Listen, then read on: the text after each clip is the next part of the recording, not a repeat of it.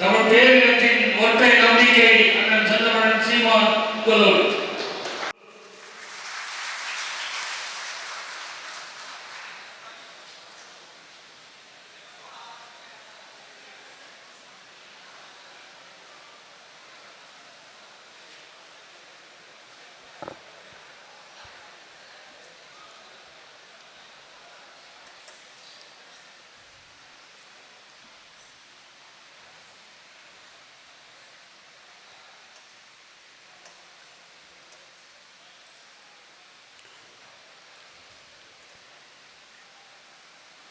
என்னுடைய பேரன்பிற்கும் பெரும் நம்பிக்கைக்கும் உரிய அன்பு உறவுகள் அனைவருக்கும் வணக்கம்.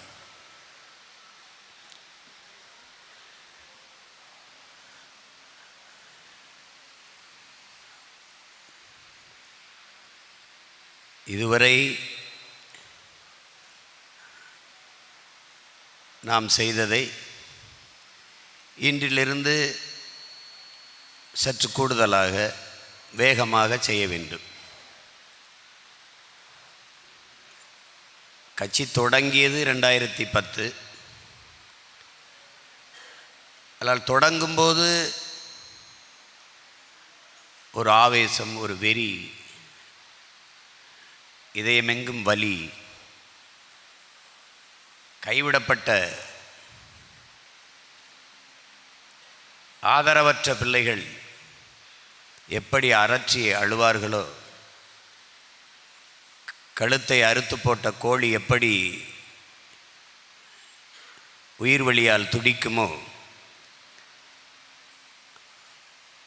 அப்படி இன அழிப்பிலிருந்து துடித்தெளிந்த பிள்ளைகள் நாம்.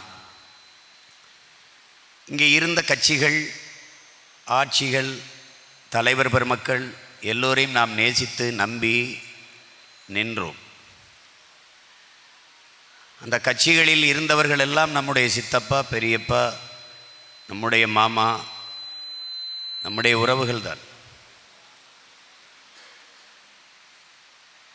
ஆனால் ஏன் இவ்வளவு பெரிய கொடுந்துயரம் தமிழ் பேரினத்திற்கு நிகழ்ந்தது என்று எண்ணி பார்க்கிற போது எந்த வழியிலையும் அதை கடந்து போக முடியவில்லை. அது சரியென்று ஏற்க மனம் மறுக்கிறது.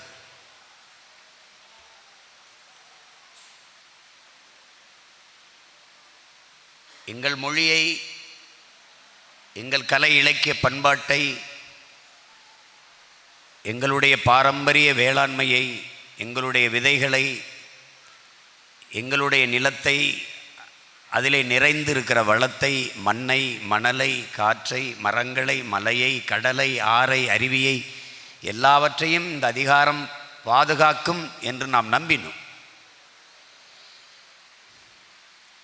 ஆனால் இவற்றையெல்லாம் இந்த அதிகாரங்கள் தான் அழித்து சிதைக்கும் என்று நாம் ஒருபோதும் நினைக்கவில்லை.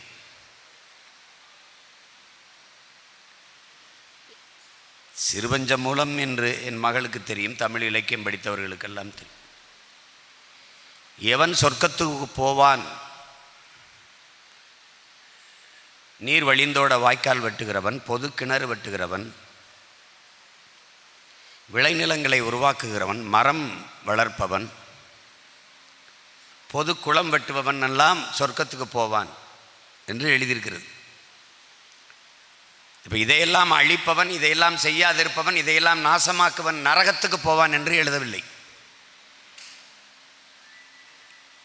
இதையெல்லாம் அழிக்கிற, நாசம் பண்ணுகிற, சீர்கெடுக்கிற, இல்லை செய்யாதிருக்கிற செயலை மனிதன் செய்வானா? அவன் செய்ய மாட்டான் என்று அன்றைய நமது முன்னவர்கள் நம்பினார்கள்.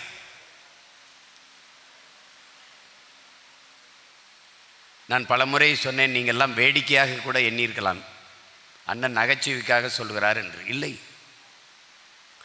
சிறுபிள்ளையாக இருக்கும்போது நம்மளை உறங்க வைக்க கதை சொல்வார்கள், பெரியம்மா, சின்னம்மா, அம்மா, தாத்தா, பாட்டி எல்லாம். அப்போ என்னுடைய உறவினர்களெல்லாம் எனக்கு சொன்ன கதை,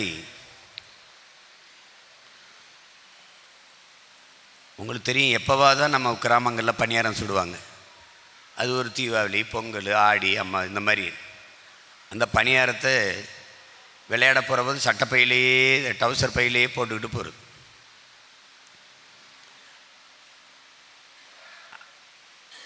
அதை சாப்பிட்டு முடிச்சோன்னே அந்த பணியார துகள்கள் அதில் இருக்கும். அது கலட்டி போட்டோன்னு எலி அடித்து ஓட்டையை போட்டு விட்ரும். அந்த டவுசரை தான் பள்ளிக்கூடத்துக்கு போட்டு போகிறது.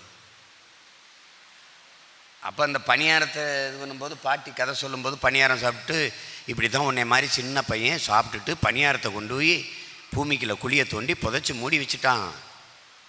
அப்புறம் காலையில் எந்திரிச்சு பார்க்குறான், பெரிய பணியார மரம் முழுக்க வெறும் பணியாரம். அவனுக்கு எப்போல்லாம் பணியாரம் சாப்பிட தோணுதோ அப்போல்லாம் உலுக்கி அந்த பணியாரத்தை சாப்பிட்டுட்டு போவான். அப்படின்னோடனே அப்போ நமக்கு என்ன கனவுல நம்மளும் புதைச்சி வைக்கிறது, எப்படியாவது பணியார மரம் வந்துருமான்ட்டு.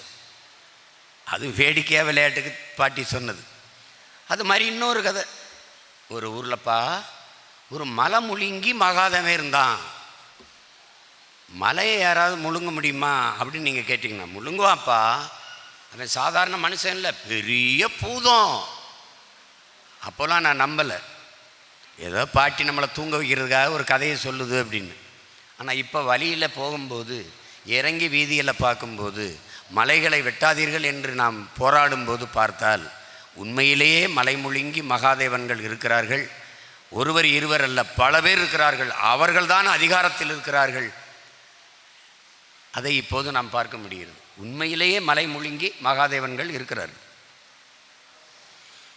அது மாதிரி எவரெல்லாம் நம்முடைய மொழி, நம்முடைய வரலாறு, நம்முடைய வழிபாட்டை பாதுகாப்பார்கள் என்று நம்பினோமோ அவர்களெல்லாம் அதை அழித்தார்.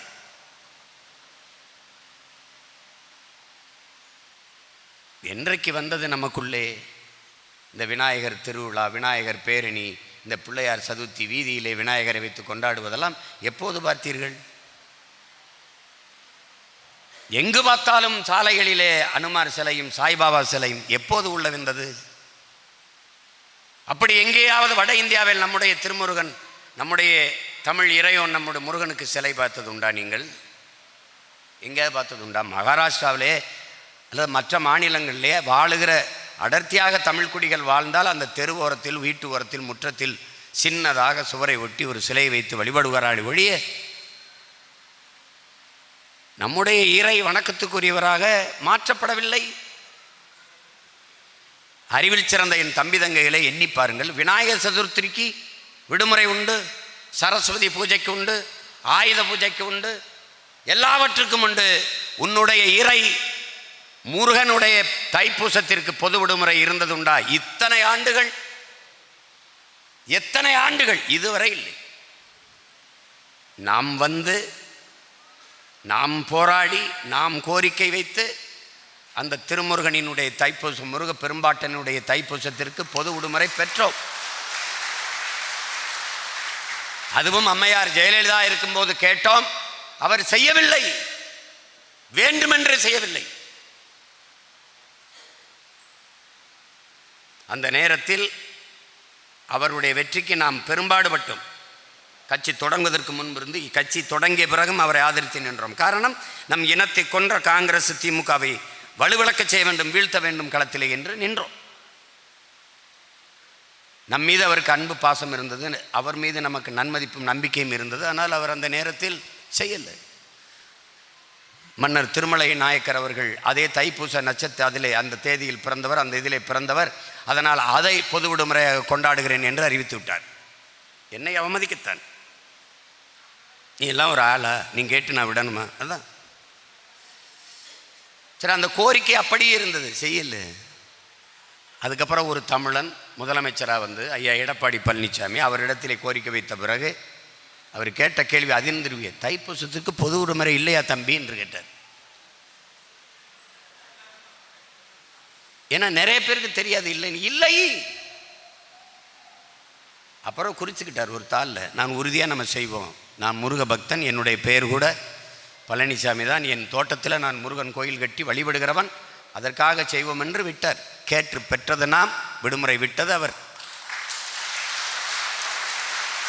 ஆனால் இத்தனை ஆண்டுகளில் வராத முருக பக்தி, திடீரென்று முருகன் மாநாடு, விளம்பரம், தீபம், நல்லெண்ணெய், என்னடா முருகன் விழா நடக்குது, என்னடா நம்ம பாட்டனுடைய பக்தி திருமுத்தி திருநகைன பாடியதை பாடிட போகிறான், புகழ்ந்துட போகிறான். முருகனுடைய வரலாறுன்னா வெது வெதுன்று இட்லி சுடப்பட்டது, நல்ல சாம்பார் கட்டி சாம்பார் பரிமாறப்பட்டது, அங்கே 50,000 பேருக்கு சோறு போடப்பட்டது. 2 லட்சம் பேருக்கு வந்து அல்வா ஏதாவது பஞ்சாமிர்தம் கொடுக்கப்பட்டது.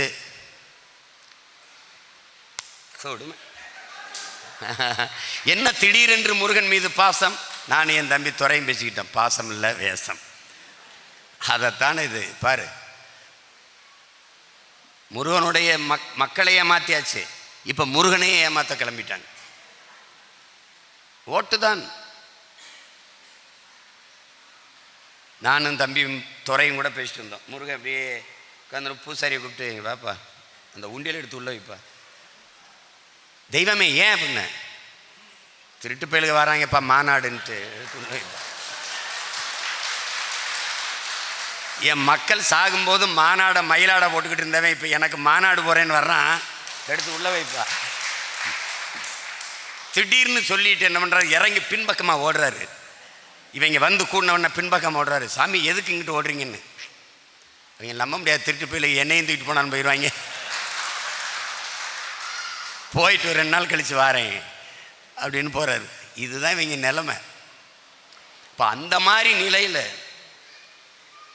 எதுவுமே இல்லாமல் நிறுத்திவிடப்பட்ட மக்கள், இனத்தின் மக்கள். உங்களுக்கு தெரியும், நீங்கள் கற்ற பிள்ளைகள், இந்த சீமைக்கருவேல மரம் நம் நிலத்தின் வளத்தை கெடுக்குது. இந்த யூக்கலிப்டஸ் மரம் நம் நிலத்தின் வளத்தை கெடுக்குது. சீமைக்கருவேலையை அதனுடைய குணம் என்னென்றால் அதற்கு வேர்க்காது. இந்த தைல மரம் யூக்கலிப்டஸின் குணம் என்னவென்றால் அதற்கு வேர்க்காது. இந்த வேர்க்காத இந்த மரங்கள் சூரிய ஒளியில் கடல் நீர் வெப்பமாகி நீராவியாகி குளிர்ந்து மேலே வருகிற அந்த ஈர பதத்தை உறிஞ்சிவிடும். மேகமாக உருவாவதற்கு முன்பே அந்த ஈரப்பதத்தை உறிஞ்சிவிடும் என்றால் அப்புறம் எப்படி மேகம் உருவாகும், மழை பொழிவு வரும்? அதே மரங்களின் பிசாசு என்றுதான் இந்த சிம்மக்கருவேலையை சொல்லுகிறோம். அதை அழித்து விட்டு, ஒரு காலத்தில் வந்துருச்சு, அதை அழித்து விட்டு மாற்று மரங்களை நட முடியாதா? முடியும். சமூக நல கேட்டை சமூக நல காடு என்று நட்டார்கள் யூக்கலிப்டஸை. இந்த பாலித்தீன் பிளாஸ்டிக், இந்த நெகிழித்தாள் மக்கி மண்ணோடு மண்ணாக போக 5 லட்சம் ஆண்டாகும் ஒரு அறிஞன், 50,000 ஆண்டாகும் இன்னொரு அறிஞன், 5000 ஆண்டுகளாகும் இன்னொரு அறிஞன். இதில் உறுதியான கணக்கு எதுவும் இல்லை. ஆனால் எவனும் பார்க்க இருக்க போறது இல்லை. ஏன்னா இப்போ நம்ம அரசு சொத்துக்களை எல்லாம் தம்பி தங்கையிலே நீங்கள் கவனிச்சுக்கணும். அரசு சொத்துக்களை எல்லாம் என்ன பண்ணுவான், 99 ஆண்டுக்கு லீஸும்பான். வாடகை விளவுங்கிற 100 ரூபா 150 ரூபா ஒரு ஆண்டுக்கு, ஒரு மாதத்துக்கு 150 ரூபா. எத்தனை ஏக்கர்? 100 ஏக்கர் 200 ஏக்கர் அரசு நிலத்தை பெரும் முதலாளிகளுக்கு லீஸுக்கு ஒத்திக்கி கொடுத்துருப்பான். இந்த 99 ஆண்டு கழித்து உனக்கு கொடுத்தோம்ங்கிறத கேட்க போகிறது யார்? இப்போ எந்தெந்த இடம் அரசு இடம் இந்த தனியார் முதலாளிகளுக்கு 99 ஆண்டுக்கு ஒத்திக்கி கொடுக்கப்பட்டிருக்குன்னு யாருக்காவது சொல்லு பார்ப்போம். தெரியாது. அது மாதிரி தான் இதுவும் பார்க்க போகிறது இல்லை நம்ம. அது மாதிரி தான் இந்த நெகிழி பார்க்க முடியும். ஏன் நெகிழி, பாலித்தீன், பிளாஸ்டிக், நெகிழி, குலைமம், இது இரண்டையும் தடை என்று சொல்ல முடியாதா? முடியும். நாட்டின் பிரதம அமைச்சர் கிளீன் இந்தியா.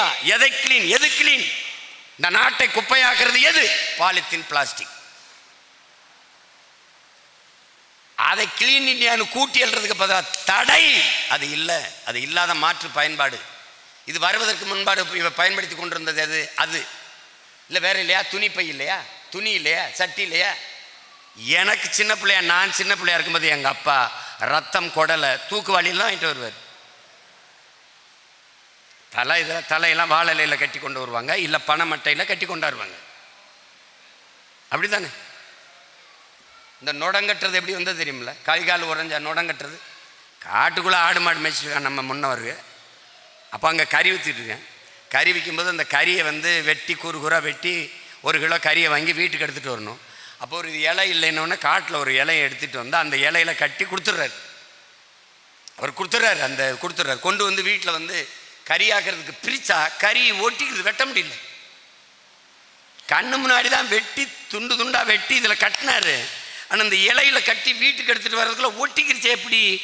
மாயமா மந்திரமா என்ன தெய்வ சக்தியான்னு தெரியாது குழம்புல.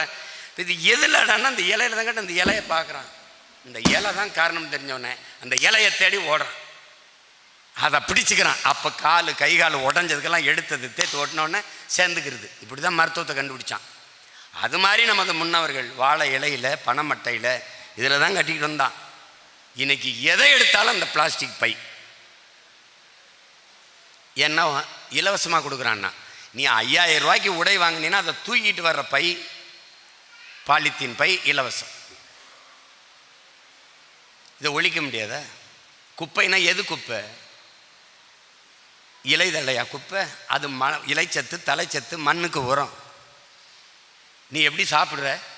ஒரு விடுதிக்கு போ, ஒரு தட்டு மேலே நெகிழித்தாள் பாலித்தீன் சீட்டு, அதில் தோசை, அதில் இட்லி சாப்பிட்டுட்டு அப்படியே சுருட்டி அப்படியே கொண்டு குடையில் போட்டுருவேன்.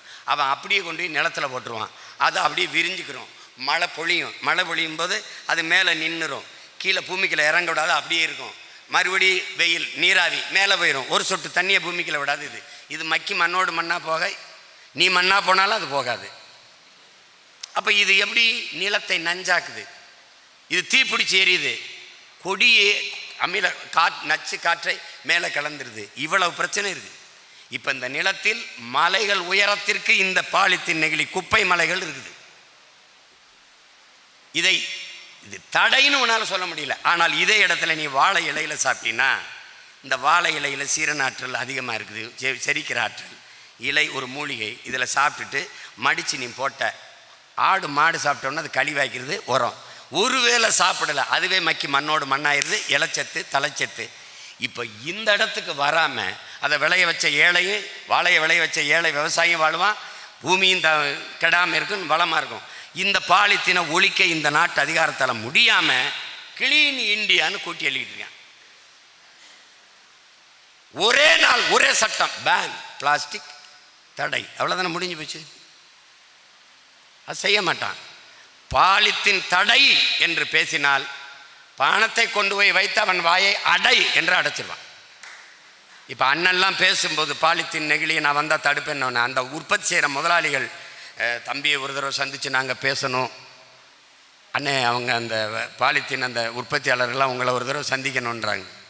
நான் முதலமைச்சரான பிறகு சந்திக்கிறேன்னு சொல்லி அனுப்பிச்சிருந்தேன். வேற என்ன செய்யுது? அப்போ எது ஒன்றையுமே இவர்கள் செய்யறதுக்கு தயாரல்ல.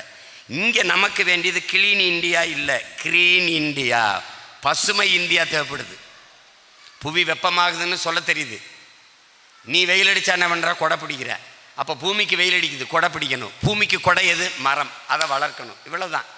கார்லேருந்து இறங்கிட்டு நிழலில் விடுப்பா, மரத்தை நிழலில் விடுப்பா. இங்கே வாயா, காரை நிழலில் விடுறது சரி, அதுக்கு முதல்ல ஒரு மரத்தை நடணும். அது ரொம்ப அவசியம். அதை செய்கிறது இல்லை. அப்போ எல்லாமே தவறாக இருக்குது பாருங்க, ஒன்றும் தவறாக இருக்கு. அப்போ எல்லாத்தையுமே மாற்றணும். அப்போ இந்த அதிகாரங்கள் நீ நன்றாக தெரிஞ்சுக்கணும், இது நமக்கானது இல்லை. இது மாண்புமிக்க மக்களாட்சி தான். ஆனால் ஆட்சியாளர்கள் எப்படி மாற்றிருக்கிறார்கள்? தன் மக்களின் ஆட்சி என்று மாற்றிருக்கிறார்கள். மாண்புமிக்க ஜனநாயகம்தான் இதை கேடுகட்ட பணநாயகமாக மாற்றியிருக்கிறார்கள். ஏன்னா காசு கொடுக்கலைன்னா வாக்கு செலுத்த மாட்டார்கள் மக்கள் என்ற நிலைக்கு தள்ளிவிட்டார்கள். அதிகம் எந்த தேர்தலும் வரலாம், இடைத்தேர்தல் மட்டும் இந்த நாட்டில் வந்துவிடவே கூடாது. வாழ்க்கையில் ரொம்ப கொடுமைடா சாமி, ரொம்ப கொடுமை. ஆனால் நம்மளும் சலிக்காம போடாமல் போ. ஆனால் நம்மளும் இடைத்தேர்தலை தொடர்ந்து போட்டி போடுறோம் பாருங்க. அது மற்றவனெல்லாம் போயிடுவான், நம்ம போகிறது இல்லை. சாக போகிறோம்னு தெரிஞ்சு சண்டை போட்டவன் பரம்பரையில் வந்த நம்ம எதுக்கு பயப்படணும்? எதுக்கு பயப்படணும்?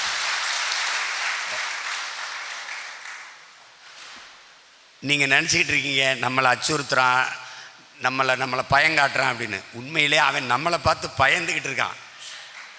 உங்களுக்கு புரியுது இல்லை? நம்ம எப்படிப்பட்டவர்னு கேளுங்க. 5000 நாய்கள் ஒன்றாக நின்றாலும் ஒரே ஒரு கல்லெடுத்து எரிந்தீர்கள் என்றால் ஓடிடும். ஆனால் ஒரு சிறு கல்லை எடுத்து, ஒரு தேன்கூட்டு உருவத்தில் மிகச்சிறிய தேனீக்கள் கட்டி இருக்கிற தேன்கூட்டில் மீது ஒரு சிறிய கல்லை எடுத்து எரிந்தீர்கள் என்றால் நீங்கள் ஓடுவீர்கள். நீங்கள் கல்லெடுத்து எறிந்தால் 5000 நாயினாலும் அது ஓடும். ஆனால் தேன்கூட்டின் மீது எரிந்தீர்கள் என்றால் தேனீக்கள் ஓடாது, நீங்கள் ஓடுவீர்கள். எந்த திசையில் ஓடுவது என்று. உருவத்தில் சிறிய தேனீக்கள் விரட்டும் போது நீங்கள் வெறி கொண்டு ஓடுவீர்கள், தப்பித்தால் போதும் என்று. அப்படி நாங்கள் சிறியவர்களாக இருக்கலாம், ஆனால் எங்களை பார்த்து நீங்கள் சிதறி ஓடுவீர்களே ஒழிய, நாங்கள் கல்லடித்திருந்தால் கலைந்து போக நாய்கள் அல்ல, நாய்கள் அல்ல, புலிகள். திராவிட கட்சிக்காரர்கள் சொல்வார்கள், நாங்கள் பணங்காட்டு நரி, சலசலப்புக்கு அஞ்ச மாட்டோம் என்று. அவர்களிடத்தில் சொல்லுங்கள், என் தம்பி தங்கைகளே, நாங்கள் பணங்காட்டு நரிகள் அல்ல, வன்னிக்காட்டு புலிகள் என்று நீங்கள் சொல்லுங்கள். நீங்கள் பணங்காட்டு நரிகளா? அந்த பணங்காடே நாங்களான் என்று சொல்லுங்கள். இவன் என்ன இவனுக்கு இருக்கு? ஒன்றும் கிடையாது. நீ இப்படி பார்த்துக்க, யார் பெரிய ஆளு நீயே நினச்சிக்க. உனக்கு திமிரு. இந்த அரங்கத்தை விட்டு போகும்போது நாம் தமிழர் கட்சியில் இருக்கோம்டா, நாம் தமிழர் கட்சியில் இருக்கோம், அந்த திமிரு உனக்கு வரணும். ஏன்னு கேளு, 1 கோடி தொண்டன் இருக்கிறான். பேரறிஞர் அண்ணாவின்கிற பெருந்தகையால் உருவாக்கப்பட்ட கட்சி, பெரியாரை பின்தொடர்கிற தத்துவத்தை பின்தொடர்கிற கட்சி, ஐயா கருணாநிதி அவர்கள் வளர்த்தெடுத்த கட்சி. அப்படி கட்சி இப்படி கட்சிம்பா, சமூக நீதி காத்தது, சனாதனத்தை எதிர்த்தது எல்லாம் பேசுவான். 1 கோடி தொண்டன். காசு கொடுக்கலன்னா கட்சிக்காரன் கூடத்துக்கு வருவானா?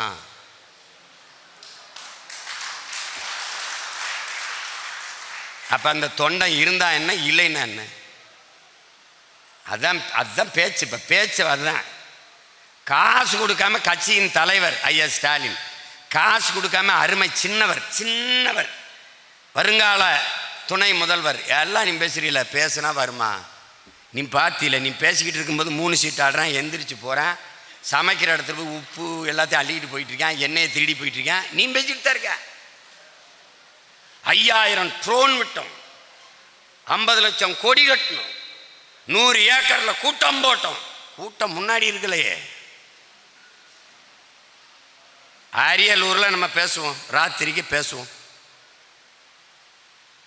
காசு கொடுக்காம, சாராயம் மது கொடுக்காம, சாப்பாடு கொடுக்காம, மக்கள் தானாக பேச்சை கேட்க கூடுகிற இன்னைக்கு ஒரு கட்சி இருக்குதுன்னா நாம் தமிழர் கட்சியை தவிர ஏதாவது இருக்க? அந்த பக்கம் அதிமுகவுக்கு 1.5 கோடி, இதுக்கு ஒரு 1.5 கோடி, எத்தனை கோடியும் வச்சுக்க. காசு கொடுக்காம ஓட்டு வாங்க முடியுமா? உன் சொந்த கட்சிக்காரனே நீ காசு கொடுக்கலாம் போட மாட்டான். அப்புறம் எங்கடா இருக்கு உன் கொள்கை? எங்கடா இருக்கு கோட்பாடு? எங்க இருக்கு உன் தத்துவம்? எங்க இருக்கு? ஒத்த காசு ஓட்டு கொடுக்காம 36 லட்சம் பேர் தேடி முந்தா நாள் கொடுக்குற சின்னத்தை மைக்குன்னு கத்தி சின்ன பிள்ளைய, இந்த என் மகளை நிறுத்தினேன், என் தங்கச்சி சான்சி ராணியை நிறுத்தினேன். யாரா இதுக்கு முன்னாடி தேர்தல் நின்னாலா? இல்லை அவங்க அப்பா அமைச்சரா? இல்லை ஐயா நேருவோட மகனா? இல்லை யார் அது? எங்கள் பரம்பரையில் எல்லாம் என் அப்பா இருந்தான், தாத்தா இருந்தான். சொல்லு. அவர் பன்னீர்செல்வம், அவங்க அப்பா அமைச்சர், அப்புறம் எம்ஆர்கே பன்னீர்செல்வம், இப்போ மகன். அப்படி இல்லையா?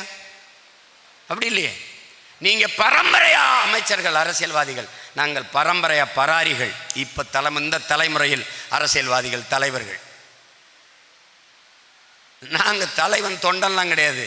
அண்ணன் தம்பிகள், அக்கா தங்கைகள், ஒருதாய் பிள்ளைகள், தமிழ் தாயின் பிள்ளைகள்.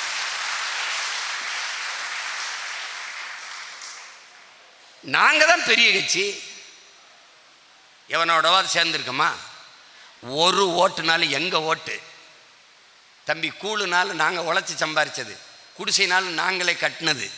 நீ ஊரா வீட்டில் ஏறி குடியிருக்கிற, அது மாளிகை இருந்தான்னா என் மண் குடிசை அதை விட மேலானது. அதுதான் இங்கே இருக்கிறது. அதை புரிஞ்சுக்கணும். சும்மா பீத்திக்கிட்டு நாங்கள் பெரிய கட்சி, ஆளுங்கட்சி. சர்ரா எல்லா கட்சியும் தனித்தனியாக போட்டிடுவோம். திமுக தனி, தமிழ்நாட்டில் இருக்க எல்லா கட்சியும் தனித்தனியாக போட்டிடுவோம்.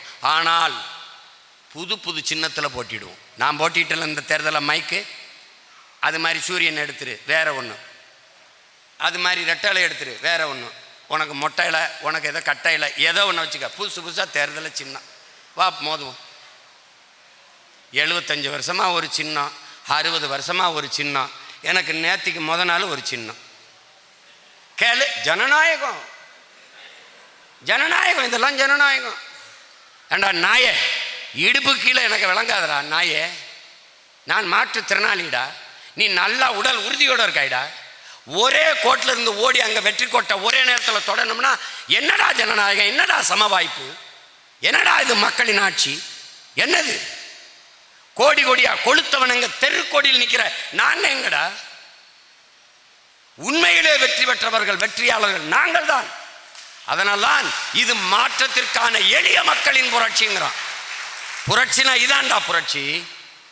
தீக்குச்சி சின்னதா இருக்குன்னு நினைக்காத, அது தலையில கனமா இருக்குன்னு நினைக்காத, அது தலைக்கணம் அல்ல, தலைக்கணம் அல்ல, தலையில் மாற்றத்திற்கான தீ, புரட்சி தீ அது. நீ திடீர்னு ஒல்லியா இருக்கு குச்சி, மண்டை கனமா இருக்குது, மண்டக்குரம் பிடிச்சது நினைச்சிருக்காத, மண்டை கணம் பிடிச்சதுன்னு கொளுத்துனா எல்லாத்தையும் எரிச்சு விட்டுரும். இந்த பூரா குப்பைகள் உண்மையிலே கிளீன் இந்தியா எதிரா கிளீன் இந்தியா? பிறப்பின் அடிப்படையில் உயர்ந்து தாழ்வு, உயர்ந்தவன் தாழ்ந்தவன் என்று பாகுபாடு பாராட்டாத சமதர்ம சமூகம் படைப்பது. அப்ப பிறைப்பிழை உயர்ந்தவன் தாழ்ந்தவன் என்பது சமூக குப்பை. இந்த கோயிலுக்கு நீ வராதரா, இந்த குளத்தில் நீ குளிக்காதரா, இந்த தெருவில் நீ நடக்காதரா, இதெல்லாம் தான்டா சமூக குப்பை. இதெல்லாம் தான் சமூக குப்பை. கொளுத்தவன் கொளுத்து கொண்டே போறான், சிறுத்தவன் சிரித்து கொண்டே போகிறான். இத்தனை கோடி மக்கள் தொகையில் 28 விழுக்காட்டு மக்கள் இரவு உணவில்லாமல் தூங்க செல்கிறார்கள். உலகத்தின் மிகப்பெரிய பணக்காரன் இருக்கிற நாடு இதுதான், பஞ்ச பராரி இருக்கிற நாடும் இதுதான். அப்ப வறியவனின் பசியை போக்காதிருப்பதும் குப்பைதான். அப்புறம் உன்னுடைய சிந்தனை அழுக்குடா, பெரிய குப்படா. மருத்துவக் கல்லூரி வளாகத்தில் பணி செய்துட்டு ஓய்வுக்கு படுத்திருந்த பிள்ளைய பல பேர் சேர்ந்து வன்புணர்வு செஞ்சு கொலை செஞ்சு கொண்டு விட்டான்டா. அந்த சிந்தனை கொடிய குப்பையடா, அழுக்குடா. அதை கிளீன் பண்ணணும்டா. அதான்டா உண்மையான கிளீன் இந்தியா. ஏழை பணக்காரன் என்று பாகுபாடற்ற வர்க்க விடுதலை, உயர்ந்தவன் தாழ்ந்தவன் என்று பிறப்பில் பேதம் பாராட்டுகிற சாதியை ஏற்றதாழ்வற்ற சமூக விடுதலை, பாலியல் வேறுபாடற்ற ஆண் பெண் என்ற பாலியல் வேறுபாடற்ற பெண்ணிய விடுதலை,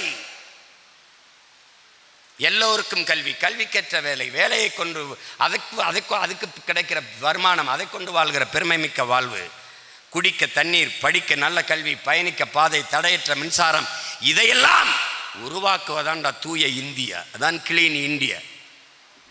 அதை செய்யாது கிளீன் இந்தியான்னு வந்துடுவார். வந்தோன்னா ஓகே ஓகே ஓகேவா, கேமரா ஓகே, ரெடியா, ரெடி, போடுங்க, குப்பையை போடுங்க, okay sir, take okay sir, okay, கிளவுஸை கழட்டி போட்டு வாங்க போகலாம். இதுதான் கிளீன் இந்தியா. இந்த கூட்டமும் நம்பிக்கிட்டு அடாடாடாடா பிரதமரே கூட்டிட்டாரு.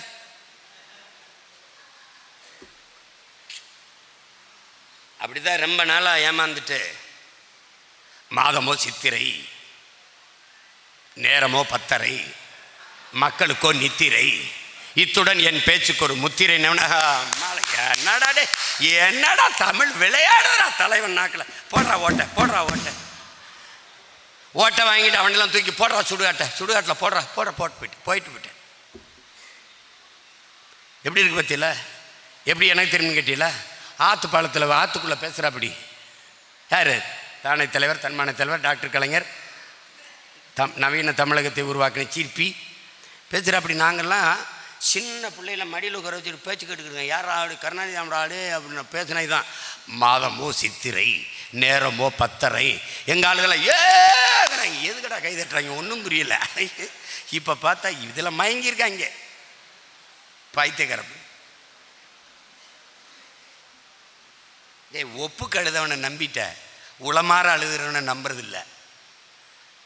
நம்ம அம்மா இருக்குல்ல, அப்பா இறந்து போனதுக்கு மூளையில் உட்காந்து அப்படியே இருக்கும். அல்லாது இந்த மனுஷன் இப்படி விட்டுட்டு போயிட்டார், இந்த பிள்ளைகளை எப்படி கரை சேர்த்துறது, இது என்னென்னு இது பண்ணுறது, இந்த வாங்கின கடனையெல்லாம் எப்படி கொடுக்கறதுன்னு உக்கி போய் அப்படியே மூளையில் அழாமல் இருக்கும், வெடித்து சிதறாமல் இருக்கும்.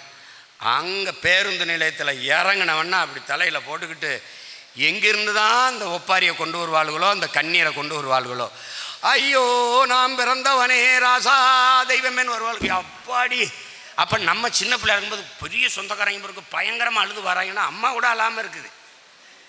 இந்த ஒப்பாரி வைக்கிற ஆளுக பாரு, ஐயா அழுதுட்டு வந்து மூக்கு சிந்திட்டு அப்புறம் சின்னத்தை இப்போ தான் வந்தியா, உன் மக வாக்குப்பட்டு போனது நல்லா இருக்காளா, இந்த சேலை புதுசாக இருக்கே நேற்று எடுத்தியா, இல்லைத்தான் 2 இதாச்சு, 2 தொகையில் வெளுத்துருச்சு, சாயம் போயிடுச்சு, பேசிட்டே இருப்பாளுங்க. பார்த்தா அவங்களாடா நீங்கள் அப்படின்னா, ஐயோ கொடுமை. அவள் உளமாற அழுதுகிட்டு இருப்பா. ஒரு சொட்டு கண்ணீர் வெடிக்கலாம் பார்த்தீங்களா, கல்ல மூலின்னு பேசிட்டு இருப்பாங்க.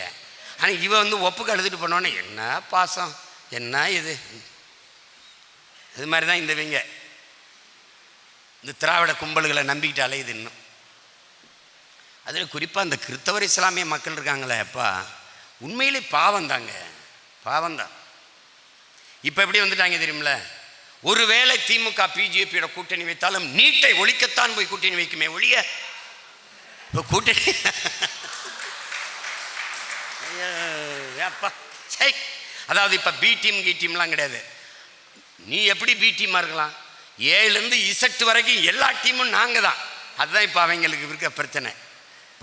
ஐயா இப்போ நம்ம செய்ய வேண்டியது, என் அன்பு உடன் பிறந்தார்கள், என் உயிரினும் இளைய என் உறவுகள், நீங்கள் நம்ம செய்ய வேண்டியது, இப்போ இதுவரை செய்யலை. பேசின தங்கச்சியெல்லாம் சொல்கிறாங்க, ஜான்சிலாம் சொன்னாங்க, எங்கள் ஐயாலாம் சொன்னாங்க, வாக்கு செலுத்த தயாராக இருக்காங்க. எப்படின்னு பார்த்தீங்கன்னா, தமிழ்நாடு முழுக்க நம்ம எடுத்த விவரத்தில் புள்ளி விவரத்தில் கணக்கெடுப்பில் எல்லா வாக்கங்களையும் நம்மளால் முகவர் போட முடியல. போட்ட இடங்களில் அன்ன எதிர்பார்ப்புக்கேற்ப 8 பேரோ 10 பேரோ உங்களால் போட முடியல.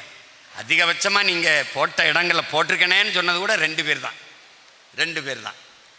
ஆனால் எல்லா வாக்ககங்களிலும் தமிழ்நாட்டில் ஒரு அரசியல் கட்சிக்கு எல்லா வாக்கங்களிலும் வாக்கு செலுத்தப்பட்டிருக்குன்னா அது நாம் தமிழர் கட்சிக்கு மட்டும்தான் செலுத்தப்பட்டிருக்கு. நீங்கள் நம்ப முடியாது, பல இடங்களில் திமுக அதிமுகவை விட பல வாக்ககங்களில் நமக்கு வாக்கு அதிகம். ஆனால் பல இடங்களில் இருக்கிறது மொத்த வாக்ககங்களிலும் நாம் முந்தி சென்றால் நாம் தான் வெற்றி பெறுவோம். அதை நீங்கள் நல்லா கவனிச்சுக்கணும். இப்போ 42 வாக்ககத்தில் விக்கிரவாண்டியில் நமக்கு வாக்கு அதிகம். அத்தனை இடங்களிலும் நமக்கு வாக்கு அதிகமாக செலுத்தியவர்கள் ஆதி தமிழ் குடிகள் என்பதை அருமை தம்பி தங்கிகள் புரிஞ்சுக்கணும்.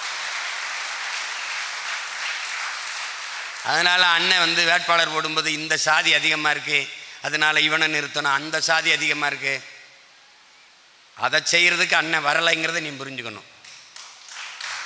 நீ என்னவாவே இரு, நான் என் தலைவனின் கோட்பாட்டை ஏற்று அவன் கருவியேந்தி செய்ததை உங்கள் அண்ணன் கருத்தியலால் செய்யணும்னு நிற்கிறேன். 2 ஒன்றும் பெரிய இது இல்லை. நோக்கம் ஒன்று தான், அண்ணனுக்கும் தம்பிக்கும் இலக்கு ஒன்று தான், இனத்தின் விடுதலை. நீ என்னவாவும் இரு, நீ பிள்ளையாரு, முதலியாரு, நாடாராரு, செட்டியாராரு, கோணாராரு, கவுண்டராரு, வன்னியராரு, எனக்கு அதை பற்றி பிரச்சனை இல்லை. அங்கே என் நாட்டுக்குள்ளே என் கோட்டுக்குள்ளே நீ வந்தா தமிழனாகத்தான் இருக்கணும். அதுதான் அவர் கோட்பாடு. அது இல்லை என்றால், அந்த நிலையை தலைவர் பிரபாகரன் உருவாக்கவில்லை என்றால் 25-30 ஆண்டுகளுக்கு மேலாக ஒரு நாட்டின் இராணுவத்தை, பல நாடுகளின் துணையோடு களத்தில் நின்ற இராணுவத்தை எதிர்த்து சண்டை செய்திருக்க முடியாது.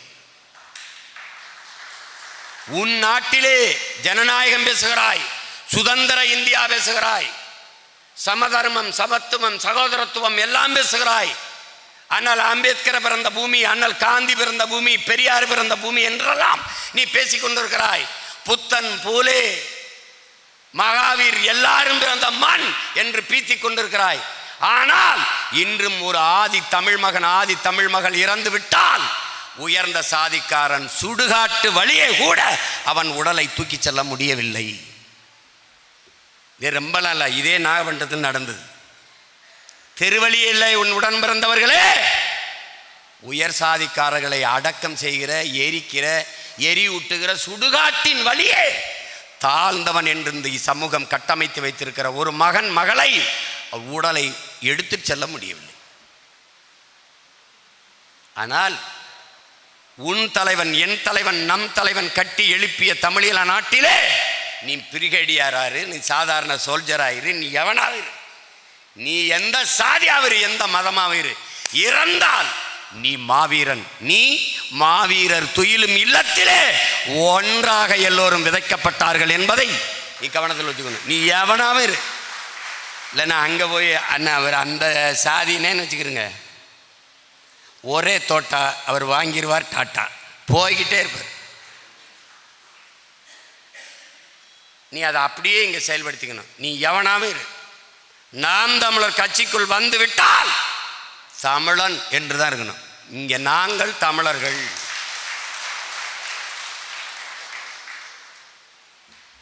உனக்கு என்ன சாதி வேணும், அவ்வளோதானே. சாதி நமக்கு இல்லைன்னு யார் சொன்னா? இருக்கிற சாதியிலே பெரிய சாதி நாம் தான். விதியே விதியே என் செய்ய நினைத்தாய் என் தமிழ் சாதியை என்று பாரதி பாடிய தமிழ் சாதி நம் சாதி என்று பெருமையோடு சொல். எங்கள் சாதி தமிழ் சாதியடா.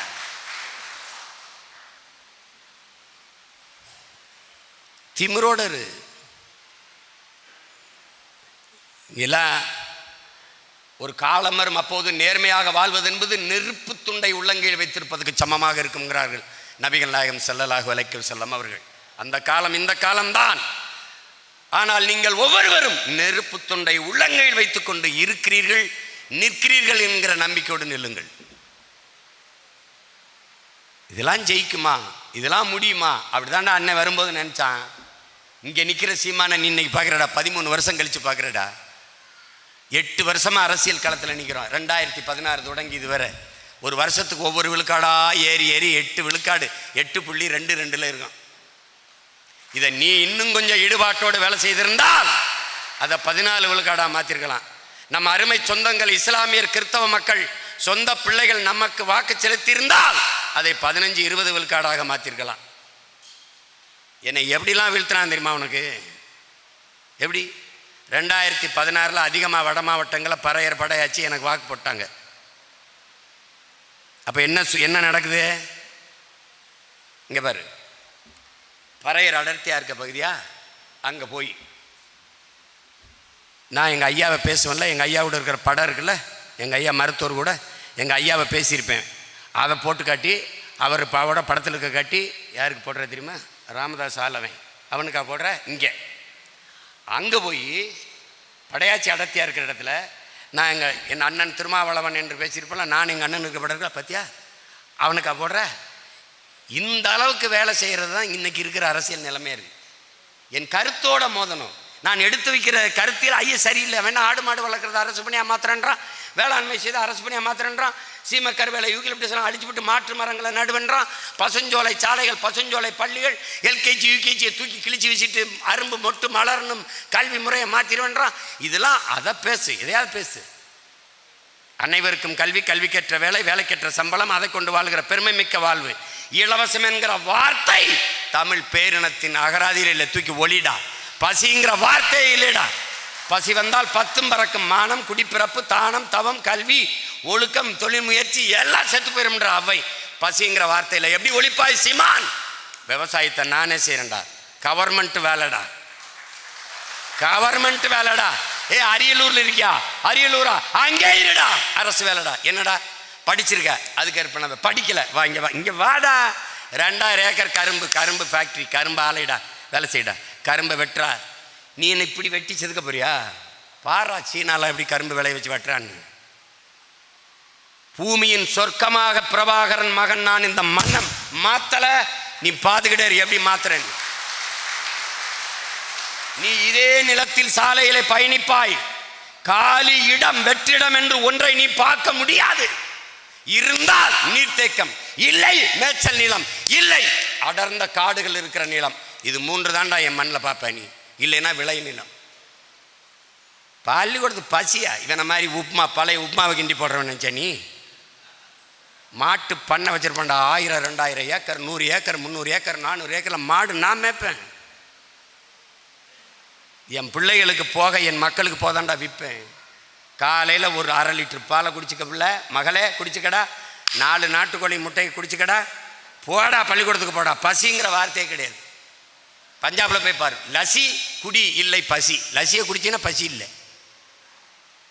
பாலும் முட்டையும் கோழி என்கிட்ட இருந்தால் என்ன இருக்குது? நானே விளைய வைக்கிறேன். எனக்கு அரிசி விளைய போகுது, கம்பு விளைய போகுது, கேழ்வரகு விளைய போகுது, சோளம் விளைய போகுது, எல்லாம் விளைய போகுது. சோளம் களி திங்கும் போது தானே அவன் வெக்கமாக நினைக்குது. சோளம் தோசை திங்கலாம்ல. கம்மன் கூழ் குடிக்கிறதானே உனக்கு கேவலமாக தெரியுது. கம்மன் தோசை திங்கலாம்ல. ரொம்ப அசிங்கமாக இருக்கா? ஒரு தடவை என் வீட்டுக்கு வா, கம்மன் தோசை சுட்டு தர சொல்கிறேன், எப்படி இருக்குன்னு பாரு. காலையில் என்ன குடித்தேன்? கூழ். இன்னும் 4 மணி நேரம் பேசுகிறேன், எனக்கு சோறு வருதான்னு பாரு. நான் சாப்பிட்ற சாப்பாடை பாட்டு எப்படா இருந்தாலும் இவ்வளவு சத்தமாக கத்திக்கிட்டே இருக்கானடா 3-4 மணி நேரம். சோத்துக்கும் உடல் வலிமைக்கும் சம்மந்தம் இல்லைடா. உள்ள வலிமை, உள்ள உறுதி, உள்ளத்தில் வெறி இருக்கணும். உடல் வலிமையில் போராட முடியாது. அது சரி வராது. அதனால அது கொழுப்பு உடம்பில் இருக்கக்கூடாது, ரத்தத்தில் இருக்கணும், உணர்வில் இருக்கணும். என்ன கொழுப்பு? நாங்கள் பெரியவர்கள், ஆக சிறந்தவர்கள், தமிழர்கள் என்கிற திமிர் கொழுப்பு இருக்கணும். சும்மா போட்டு குழப்பிக்காத. நம்மளால் முடியும் ஒன்று, நீ முடியாத இந்த ஓட்டு போட மாட்டான் நம்ம மக்கள்னு. ஏன்னடா திருட்டு பைய, அயோக்கிய பைய, கோடி கோடியாக கொள்ளையடித்து பதுக்கி ஒதுக்கி வைக்கிற பராரி பயில்களுக்கெல்லாம் ஓட்டு போடுறது நம்ம ஆத்தாளப்பன் தானே. எவனுக்கோ போட்ட நம்ம ஆத்தாளப்பன் ஒரு நாள் நமக்கு போட மாட்டானா? போடுவான். ஆனால் அது வரைக்கும் நீ களத்தில் நின்று விளையாடிக்கிட்டே இருக்கணும்.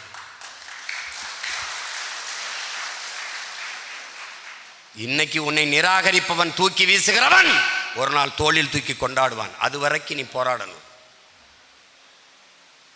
இப்போ நீ தங்கச்சி சொல்கிறாங்க நம்ம முகவரை போடுறதுக்கு ஜான்சி சொல்லுது நமக்கு ஆள் கிடைக்கல. வேணா விடு, கிடைச்சவரை போடு, போட்டுக்கிட்டே போய்கிட்டே இரு. எப்போது எழுச்சி வரும்? என் தம்பி ஹிமாயின்ட்ட கூட நான் சொல்லிக்கிட்டு, நீ 1 லட்சம் கூட்டம் போடு, அது வல்ல வளர்ச்சி. நாம் தமிழர் கட்சி 1 லட்சம் கூட்டம் போட்டிருக்குங்க, பெரிய கட்சிங்க, யாரும் கணக்கிடுவதில்லை. 50,000 கொடியேற்றி இருக்கிறார்கள், யாரும் கணக்கிடுவதில்லை கட்சியின் வளர்ச்சியை. அதை வைத்து 5 லட்சம் பேரை கூட்டி பெரிய மாநாடு போட்டார்கள், அதை வைத்து கணக்கிடுவதில்லை பெரிய கட்சியா சிறிய கட்சியா என்று. நீ தேர்தலில் பெறுகிற வாக்கை வைத்துத்தான் நீ எந்த அளவுக்கு வளர்ந்திருக்கிறாய், நீ எவ்வளவு பெரிய கட்சி என்று கணக்கிடுகிறார்கள். நம்மை 3வது பெரிய கட்சியாக ஏன்? நாம் வாங்கிய வாக்கு. அது பேரறிஞர் அண்ணா தொடங்கிய கட்சி, 75 ஆண்டு. இது புகழ்பெற்ற திரைக்கலைஞர் ஐயா எம்ஜிஆர் அவர்கள் தொடங்கிய கட்சி அதிமுக. அப்போலாம் நம்ம பிறக்கல, வந்துட்டாங்க. இன்னைக்கு இவ்வளவு சிக்கல், சாதிக்கு சாதி கட்சி, மதத்துக்கு மதம் கட்சி, இவ்வளவு கட்சி, இவ்வளவு ஊழல் இதில் பெருத்து திளைத்த ஒரு பெரிய கட்சிகளுக்கு இடையில எளிய பிள்ளைகள். நாம ஊட அறுத்து தடை செய்யப்பட்ட இயக்கத்தின் தலைவன் டெரரிஸ்ட் கொடி. ஐயோ, அந்த கொடியை பிடிக்கக்கூடாது. தடை. விடுதலை புலிகளை ஆதரிக்கக்கூடாது. தமிழன்னு சொல்லக்கூடாது. அது பாசிசம், அது செப்பரேட்டிசம், அது இனவெறி. ஐயோ, இனவெறியை தூண்டுவார்கள். எல்லா இருக்க கட்டமைப்பையும் தகர்த்து பிரபாகரனே எங்கள் தலைவன், புலி கொடியை எங்கள் கொள்கை கொடி என்று தூக்கி பிடித்த அடித்து ஏறி, சாதி பேசல, மதம் பேசல. ஜெயங்கொண்டத்தில் 2016 ஆதி தமிழ் மகன் ஒரு தம்பியை நிறுத்தினேன். அண்ணன் பேச்சிருக்கு. இவன் தமிழன் என்று எண்ணினால் எனக்கு ஓட்டு போடு, இவன் தாழ்த்தப்பட்டவன் என்று கருதினால் போற்றாதவன் ஓட்டு எனக்கு தீட்டு என்று பேசிய ஒரே தலைவன் தமிழ்நாட்டில் உங்கள் அண்ணன் மட்டும்தான் இருக்கேன் பாரு. 16 தொகுதி பொது தொகுதி கொடுத்தோம் 21 தேர்தலில். 16ல் 22 தொகுதி கொடுத்தோம். இதில் 16 கொடுத்தோம். குறவருக்கு, வண்ணாருக்கு, குயவருக்கு, முடிதிருத்துகிற மருத்துவர் குலத்துக்கு எல்லாத்துக்கும் பிரித்து கொடுத்தோம். இதுவரை ஒன் நெஞ்ச தொட்டு சொல்கிறா, ஒரு காங்கிரஸ் கட்சி, ஒரு திராவிட கட்சி, முற்போக்கு, சனாதன ஒழிப்பு, சமூக நீதி எல்லாம் பேசுகிறது. ஒரு முடிதிருத்துகிற மருத்துவர் குலத்துக்கு, ஒரு துணி வெளுக்கிற வண்ணார் குடிக்கு, ஒரு குயவருக்கு, வேளாளருக்கு, ஒரு வேளார் கைவினைப் பொருள்கள் செய்கிற நம் வேளார் குலத்திற்கு, ஆதி தமிழ் குடி குறவர் குடி எவனா சீட் கொடுத்துருக்கானா? பாடுறா, கொடுத்துருக்கானா? இல்லை, கொடுக்க மாட்டான். அவன் யார்? அவன்தான் உன் ஆதி தமிழ் குடி. அவன் நிராகரிக்கப்பட்டான். ஆனால் இங்கே கன்னடர், தெலுங்கர், மலையாளி எல்லாரும் இருக்கான், பதவியில் இருக்கான். இது யாருக்கான நிலம், யாருக்கான அரசியல்? அரசியலமைப்பு சட்டம் கொடுத்தது ஆதி தமிழ் குடிகளுக்கு, ஷெட்யூல் ட்ரைப்ஸ் அண்ட் ஷெட்யூல் காஸ்டுக்கு, எஸ்சி எஸ்டிக்கு. இந்த கட்சிகள் கொடுத்தது என்ன? பெரியாரை பேசி வந்த கட்சிகள் தந்தது என்ன? 42 இடம் எஸ்சிக்கு, 2 இடம் எஸ்டிக்கு, 44 இடம் எஸ்சி எஸ்டிக்கு. அரசியல் சாசனம் கொடுத்ததை தவிர இந்த அரசியல் கட்சிகள் கொடுத்தது என்னடா சொல்றான். இந்த அரசியல் சாசனம் கொடுக்கவில்லை என்றால் எவனாவது ஒரு அரசியல் கட்சி பறையன் தேவேந்திரனுக்கு அல்லது அருந்ததிற்கு அல்லது குறவனுக்கு எவனா சீட்டு கொடுத்துருப்பான் மட்டும் ஒரு தடவை மனச்சான்ற சொல்லி கொடுத்துருக்க மாட்டான். ஆனால் நாம் 2021 16 இடம் கொடுத்தோம். உன்னுடைய கட்சியின் ஓட்டு வீதத்தை வாக்கு வீதத்தை எடுத்து புள்ளி விவரத்தை பார். எங்கெல்லாம் ஆதி தமிழ் குடிகள் தம்பி தங்கைகளை நிறுத்தினமோ அங்கதான் நாம் தமிழர் கட்சிக்கு வாக்கு அதிகம் என்பதை நீ கணக்கிட்டு நொறுக்குடா. எது உனக்கு தடையா இருக்குது அதை நொறுக்கு. அண்ணல் அம்பேத்கர் என்ன கற்பிக்கிறார்? நீ என்னை அடிமையாக ஆக்க நினைக்கிறாய் என்றால், அடிமைப்படுத்தி ஆள நினைக்கிறாய் என்றால் உன்னை அழித்து ஒழிப்பதை தவிர எனக்கு வேற வழி இல்லைங்கிறார். அதான்டா நம்ம செய்யணும். ஐயா அப்துல் கலாம் என்ன சொல்றாரு? ஒவ்வொரு நொடியையும் உனதாக்கு, ஒவ்வொரு பொழுதையும் உனதாக்கு, இந்த நேரம் எனக்கானது, அப்படி ஆக்கடா ஆக்கடா அப்படி ஆக்கடா. எவரையும் சம உணர்வுடன் சந்தி.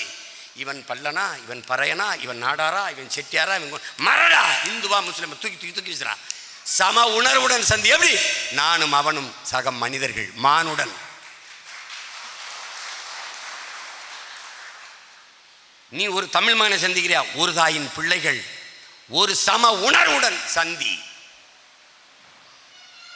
நீ பட்டறை கல்லானால் அடி தாங்கு, நீ சம்மட்டியானால் ஓங்கி அடி என்று சொல்றார். நீ பல ஆண்டு காலமாக பட்டறைக்கல்லாக இருந்து அடி தாங்கியவன் இப்போது சம்பட்டியாக மாறுகிறாய். அடிச்சு நொறுக்கடா. இந்த சமூக கட்டமைப்பு தகர்ற. இல்லைனால் தமிழ் சமூகத்துக்கு என்ற அரசியல் வலிமையும் வராது, அதிகார வலிமையும் வராது. சரா விடுறா. நான் உன்கிட்ட கேட்குறேன்டா, அண்ணன் திருமாவளவனை தாண்டி ஆதி தமிழ் குடிகளுக்கு ஒரு தலைவன் வர முடியுமா? முடியல. ஐயா மருத்துவர் நம்ம ஐயாவை தாண்டி படையாட்சிக்கு ஒரு தலைவன் வர முடியுமா? முடியாது. வந்தாச்சு. ஏன் நம்மள்ட்ட அதிகாரம் வரல? ஏன் வரல? ஏன் வரல? கருணாநிதி யாரு, ஜெயலலிதா யாரு, எம்ஜிஆர் யாரு, நாம யாரு? ஏன்னா நாம ஒன்னா இல்லை. தெற்க தேவேந்திரர் தேவர், வடக்க படையாச்சி பறையர், 4 பேர் ஒன்னா இப்படி நின்றுட்டா ஏதரா கருணாநிதி, ஏதரா எம்ஜிஆர், ஏதரா ஜெயலலிதா, எங்கடா வருவான்? இதுல நம்மள ஒருத்தன் தான் ஆண்டிருக்க முடியும். நம்மள ஒருத்தன் தான் ஆண்டிருக்க முடியும். உனக்கு இருக்கிற உளவியல் நோயை நீ கவனி. உன் கூடவே இருந்து மற்றவன் கிளப்பி விடுகிற அந்த நோயை கவனி. படையாட்சியில் ஒருவன் வந்தால், ஐயா மருத்துவர் வந்தால் படையாட்சி, அண்ணன் திருமா வந்தால் ஆதி தமிழ் மகன், சீமான் வந்தால் ஒரு சாதி, கார்த்திக் வந்தால் ஒரு சாதி, ஐயா எடப்பாடி பழனிசாமி தலைமையேற்றால் அவன் ஒரு சாதி. தமிழன் எவன் வந்தாலும் சாதியாக முத்திரை குத்தி தூக்கி வீசுவான். தமிழன் அல்லாத எவன் வந்தாலும் அப்படியே தலைமையேற்று தாங்கி கொண்டாடுவான். இதுதான்டா தமிழ் சமூகம் வீழ்ந்ததுக்கு காரணம். இதைத்தான் நமது முன்னவர்கள் தன்னின பகையால் தாழ்ந்து வீழ்ந்த தமிழ் குடிங்கிறான். தன்னின பகைனா என்னன்னு கேட்கிறியா? நான் இந்த தொகுதியிலே படையாட்சியை நிறுத்தினால் பறையர் ஓட்டு போட மாட்டார், பறையரை நிறுத்தினால் படையாட்சி போட மாட்டார், தெற்க பல்லரை நிறுத்தினால் தேவேந்திரரை நிறுத்தினால் தேவர் போட மாட்டார், தேவரை நிறுத்தினால் தேவேந்திரர் போட மாட்டார், நாடாரை நிறுத்தினால் கோனார், கோனாரை நிறுத்தினால் நாடார். கிடையாது. எப்படா உனக்கு அரசியல் வலிமை வரும், அதிகாரம் வரும்? ஆனால் நீ ஒரு கன்னடர், ஒரு தெலுங்கர், ஒரு மலையாளி, ஒரு மராட்டியர், ஒரு மயிலாண்டியை நிறுத்தினாலும் போடுவான்டா. அதான்டா இங்கே இருக்கிறது. இங்கே இருக்கிற சிக்கல் அதுதான். அருப்புக்கோட்டையில் யாரை நிறுத்துறது? எம்ஜிஆர் கட்சிக்காரங்களை கூப்பிட்டு கேட்குறாரு, நாங்கள் நாடார்கள் அதிகம், எங்களுக்கு கொடுத்தா தான் தலைவரே, நாடாரில் ஒருத்தர் கொடுத்தா தான் வெல்ல முடியும் தலைவரே. அப்படியா? போங்க போங்க, கூப்பிட்றேன் போங்க. தேவரை கூப்பிட்டு, தேவர்கள் தான் அதிகம், நாங்கள் மறவர் கொஞ்சம் அதிகம் இங்கே, அதனால் எங்களுக்கு கொடுத்தீங்கன்னா அப்போ மறவர் கொடுத்தா தான் தலைவரை வெல்ல முடியும். அப்படியா? போங்க போங்க சொல்கிறேன். காலையில் யார் போட்டிடுறான்னு செய்தித்தாளில் அறிவிப்பு வருது ஒவ்வொரு தொகுதியிலையும். அதில் அருப்புக்கோட்டையில் எம்ஜிஆரே போட்டிடுறாருன்னு வருது. வரலாறு நடந்ததை சொல்கிறேன். எம்ஜிஆர் நிற்கிறாரு, போட்டிடுறாரு, ஜெயிச்சிடுறாரு. இப்போ எம்ஜிஆர் என்ன தெரியுமா செய்கிறாரு? அப்படியே விட்டு போல, இந்த தேவர் நாடாருக்கு கொடுத்தா தான் ஜெயிக்க முடியும், தேவருக்கு கொடுத்தா தான் ஜெயிக்க முடியும்னு பேசுனாங்கல்ல கட்சியில் இருக்க தலைவர்கள். அவர்கள் எல்லாரையும் கூப்பிட்டு உட்கார வச்சுட்டு, இன்னும் தேவருக்கு கொடுத்தா தான் போடுவான், நாடாருக்கு கொடுத்தா தான் போடுவான். நீங்கள் 2 பேரும் சேர்ந்து மலையாளி எனக்கு போட்டானே. சிரிக்காத, கைதட்டாத, இதில் இருக்க வழியை பாரு. இதில் தான்டா நீ தோற்று போனேன். டேய், நான் வந்து தமிழனா? நான் என்ன நினைக்கிறேன்னா, கவுண்டர் எடப்பாடி பழனிசாமி முதலமைச்சரான அந்த கவுண்டர் சாதி ஆதிக்கம் பெற்றும்னு நினைக்கிறேன். படையாச்சி எங்கள் ஐயாவா? அப்போ எங்கள் ஐயா அதிகாரத்துக்கு வந்துட்டால் படையாச்சியெல்லாம் அதிகாரம் பெற்றுவான்னு நினைக்கிறேன். அதனால எனக்கு ஒரு நோய் என்ன வருதுன்னா, தமிழன் அல்லாதவன் ஜெயலலிதாவா பரவாயில்ல, இந்த மைனாரிட்டி சிறுபான்மை சாதி எது வந்தாலும் ஏற்கிறான்டா தமிழன். ஏன்னா அங்கே தேவரும் கை கட்டுறான், தேவேந்திரன் கையிட்டுறான், கவுண்டனும் கையிட்டுறான், படையாச்சியும் கையிட்டுறான், நாடாரும் கையிட்டுறான், கோனாரும் கையிட்டுறான். எல்லாரும் கையிட்டும் போது நம்மளும் கையிட்டு போயிடுவோம். எப்படி எதனால தோத்தாயின்னு தெரியுதா? இப்போ என்ன பண்ணணும்? எவன்டையும் கை கட்டக்கூடாது, கை நீட்டி சொல்லாடத்துக்கு. யாரு தமிழன்? அது எவனா ஒருத்தன். ஆனால் நோக்கம் இருக்கிற தமிழனா இருக்கணும். தமிழ் மீட்சியே தமிழர் எழுச்சி, தமிழ் மீட்சி உறணும், தமிழர் எழுச்சி உறணும். அவனுக்கு கல்வி, மருத்துவம், வேலை வாய்ப்பு எல்லாம் கிடைக்கணும். என் நிலத்தின் வளத்தை காப்பாற்றணும், நீர் வளத்தை பெருக்கணும், வேளாண்மையை மீட்டெடுக்கணும். வேளாண்மை கைவிட்ட நாடுகள் பிச்சை எடுக்குது. என் தேசத்திற்கு அந்த நிலை வரக்கூடாது. என் பாரம்பரிய விதைகளை மீட்டெடுக்கணும். என்னுடைய நாட்டு மாடு, என்னுடைய நாட்டு ஆடு, என்னுடைய எல்லாத்தையும் மீட்டு எடுக்கணுங்கிற வெறி இருக்கு பாரு, அவனுக்கிட்ட நாடு போகணும். அது எவனுக்கிட்ட இருக்கும்? அது பிரபாகரன் என்ற பெருந்தலைவனின் பிள்ளைகளுக்கு தான் அந்த வெறி, லட்சிய உறுதி அது இருக்கு. 5 முறை என்னை ஜெயிலில் போட்டாங்கடா, இன்னும் 5 முறை போட்டாலும் இதே மாதிரி வந்து பேசி வெறி கொண்டு நிப்பனை ஒழிய ஜெயிலுக்கு போனோன்னா அவன் என்ன செய்வான்னு எனக்கு தெரியும். ஜெயிலில் போய் 6 மாதம் போட்டோன்னு அதை சாப்பிட்டோன்னு எனக்கு வயிறு புண்ணாயிருச்சுன்னு. ஏன் எனக்கு வயிறு புண்ணாகலை? நான் சாப்பிட மாட்டேன். அவன் சோறை தண்ணி கூட குடிக்க மாட்டேன். அவன் என்ன கொடுத்தாலும் சாப்பிட மாட்டேன். என்னென்ன சாப்பிடுவேன்? என்னை பார்க்க வருகிறவர்கள் கொடுக்குற பழங்கள், இந்த பருப்புகள், கடலை, பொரி, இதுகளை சாப்பிட்டுட்டு படுத்துடுவேன். காவல்துறை அதிகாரிகள்லாம் கெஞ்சுவாங்க, ஐயா சாப்பிட்டு படுங்களையா. நேற்று கூட சொன்ன பாருங்க, சாப்பிட்டு படுங்கய்யா, ஐயா படிங்கய்யா, சாப்பிட்டு படிங்களையா, உடம்பு கெட்டு போயிருமையா ஐயா அப்படின்னு. அப்போ நினைப்பேன், நம்மளை பெற்ற தாய் கூட நம்மளை இப்படி ஒரு தடவை கூட சொல்லையே. அது மாதிரி அவன் என்ன செய்வானோ அதை நம்ம தெரிஞ்சுக்கணும். நம்ம முன்னோர்களுக்கு என்ன நடந்திருக்கு, இதில் கவனமாக இருக்கணும். ஏன் அண்ணன் கூட்டணி வைக்கிறதில்ல? கூட்டணி வச்சதுனால என் முன்னோர்கள் எப்படி வீழ்ந்தார்கள்ங்கிறத படித்ததுனால என் கற்றறிவை விட என் முன்னவர்கள் பட்டறிவு எனக்கு பாடமாக இருக்குது. அதில் நான் அந்த தவறை செய்யலை. இப்போ வரலாறுங்கிறது என்ன? தழும்புகளை தடவி தவறுகளை திருத்தி கொள்வதாக வரலாறுங்கிறான். இப்போ நம்ம பாட்டன் பழுவட்டரையர் இருக்கார்ல, சோழருடைய படையில் நம்ம தாத்தா, அவர் 90 இடங்களில் காயம்ங்கிறான். உடம்பை கலட்டினா தழும்பாக இருக்குமா. அப்போ இந்த இடத்துல ஒரு வெட்டு வாங்கிட்டேன்னு வச்சுக்கிறீங்களேன். இப்போ இந்த தடம்பை தழுவும்போது என்ன தோணும்னா, அவன் எப்படி வீசினா அப்படி வீசினா, நான் அந்த நேரம் என்ன பண்ணேன், அப்படி போய் விலகாமல் வாங்கிட்டேனே வெட்ட. இனிமேல் அந்த மாதிரி கத்தி வந்தால் அப்படி விலகிடணும்னு ஒரு படிப்பினர்களா அதை என்ன சொல்கிறான்? தழும்புகளை தடவி தவறுகளை திருத்தி கொள்வதான் வரலாறுங்கிறான். அப்போ என்ன என் வரலாறு? அது எனக்கு வழிகாட்டுது. தலைவர் எப்படி சொல்கிறாரு? இயற்கை எனது நண்பன், வாழ்க்கை எனது தத்துவாசிரியன், வரலாறு எனது வழிகாட்டிங்கிறாரு. அது என்ன வரலாறு? எங்கே நான் வாழ்ந்தேன், எங்கே நான் வீழ்ந்தேன். என் முன்னத்தி ஏறு, இப்படி முன்னாடி நான் போகிறேன், என் பின்னாடி நீங்களாம் வந்துக்கிட்டு இருக்கிறீங்க. இங்கே ஒரு பள்ளம் இருக்குது, தாண்டி அந்த பக்கம் போயிட்டேன், மெதுவாக வாங்க, பள்ளம் இருக்கு தாண்டி வாங்க, பள்ளம் இருக்கு தாண்டி வாங்க, பள்ளம் இருக்கு தாண்டி வாங்க. இதே வழிகாட்டுதல். அங்கே போகிற ஒரு மேடு இருக்கு, ஏறி போய் அங்கே நின்றுக்கிட்டு சொல்கிறேன், மேடு இருக்கு ஏறி வாங்க, மேடுக்கு ஏறி வாங்க. இந்த வழிகாட்டு தான் வரலாறு. அதை நல்லா தெரிஞ்சுக்கணும். அப்போ இப்போ நான் என்ன பண்ணியிருக்கேன்? கூட்டணி வச்சதுனால என் முன்னோர்கள் தங்கள் வலிமையை கரைச்சிருக்கான். மாற்றம்னு பேசணும். யார்கிட்ட மாற்று? எந்த கட்சி ஆட்சியிலிருந்து மாற்று? எந்த கொள்கை கோட்பாட்டிலிருந்து மாற்று? இந்த கட்சி ஆட்சிகள் இருந்தால் மாற்று. திருப்பி அவர்களிடத்தில் சேர்ந்த அவர்களுக்கே வலிமை சேர்த்து விடுவது மாற்றல்ல, ஏமாற்று. அதை இந்த அண்ணன் எத்தனை ஆயிரம் கோடிகளை கொட்டி கொடுத்தாலும் செய்து விடுவேன் என்று என்னைக்கு நீ நம்பாத. நீ வேலை செய்யாம போ, என்னை வெல்ல வை, தோக்கடி, நான் அதை பற்றி கவலைப்பட மாட்டேன். ஆனால் என் மரணம் என்னை உறுத்தக்கூடாது. எப்படி உறுத்தக்கூடாது? நான் பிறந்த பயனை செஞ்சிட்டேன். ஒரு அடிமை தேசினத்தில் பிறந்தேன். அந்த இனத்தை உசிப்பி ஒரு அரசியல் படையாக கட்டி அதுக்கென அதிகார வலிமையை நிறுவ வேண்டும் என்று போராடினேன். ஆனால் உனக்கு ஒரு படிப்பினை இருக்கும்.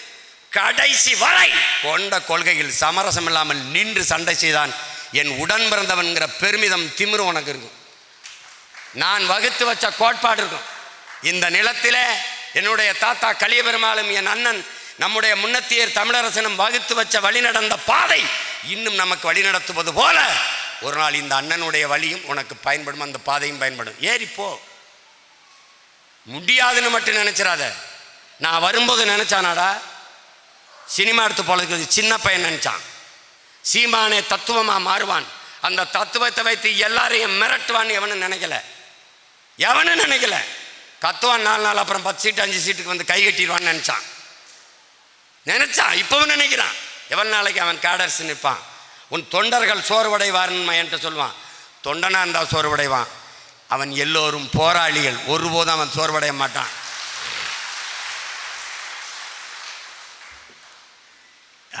புலி பசித்தாலும் புல்லை தின்னாதுங்கிறான்.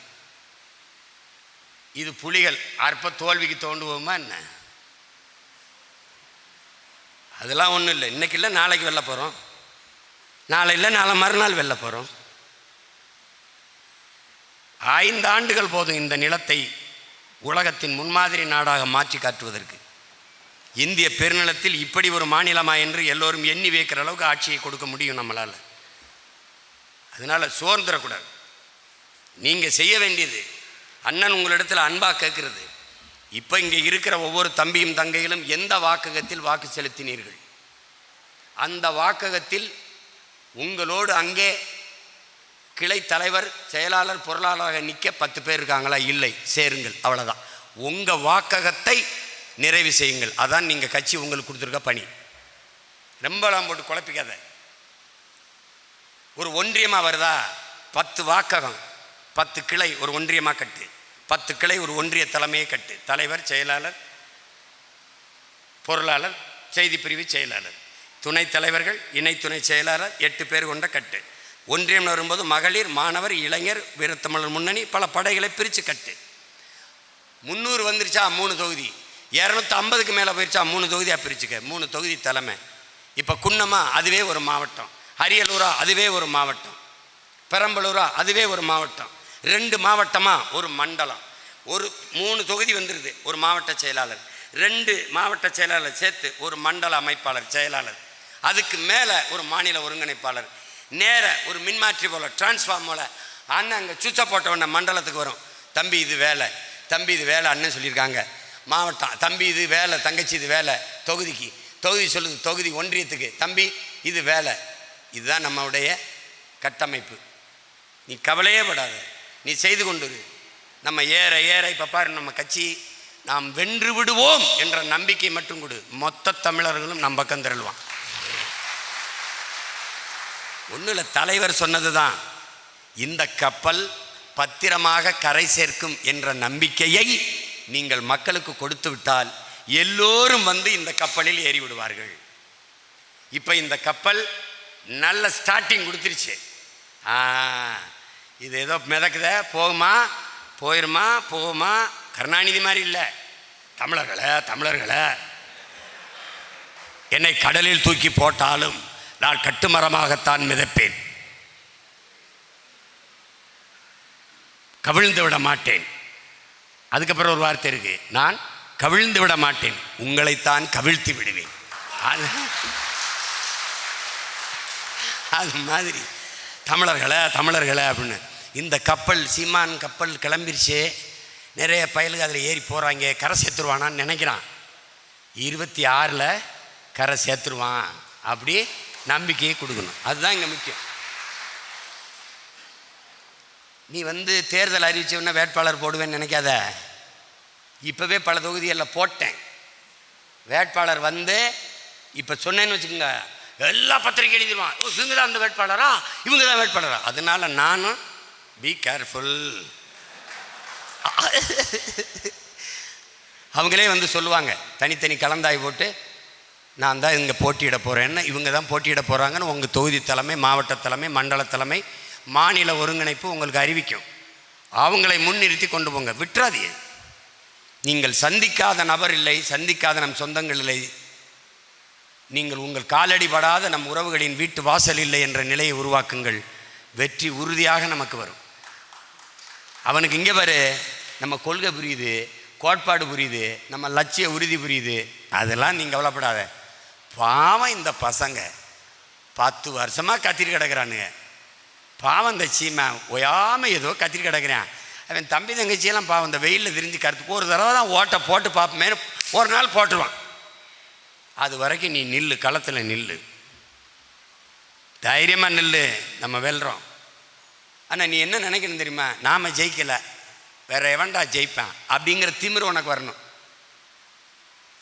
குழப்பிக்காது. திமுகலாம் ஜெயிக்குது அப்படின்னா காசு கொடுக்காம ஜெயிக்குமா? அதிமுக வெல்லுது, காசு கொடுக்காம ஜெயிக்குமா? ஆனால் காசு கொடுக்காம ஒரு கட்சி தமிழ்நாட்டில் ஜெயிக்கும்டா, நம்ம கட்சி தான்டா ஜெயிக்கும். எப்படின்னா காசு கொடுக்காம, இதே திருச்சியில் பாராளுமன்ற வேட்பாளராக என்னுடைய அன்பிற்கு மதிப்பிற்குரிய மாமா திருநாவுக்கரசு அவர்கள் காங்கிரஸ் கட்சி வேட்பாளராக நிற்கும்போது வாக்குக்கு காசு கொடுக்காம 5 லட்சம் வாக்கு வித்தியாசத்தில் வென்றிருக்காங்க.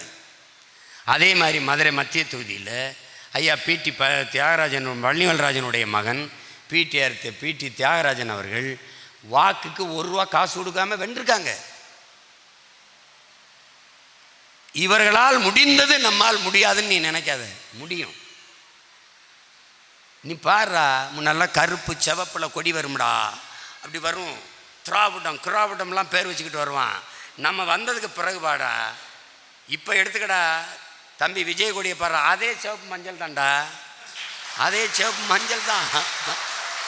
என்ன நம்ம புலி, அவன் யானை, அவ்வளோதான். இதில் போட்டு குழப்பி, இதுக்கு பின்னாடி இதுதான் தம்பி. நான் சொன்னேன் உனக்கு, நீங்கள் நினைக்கல.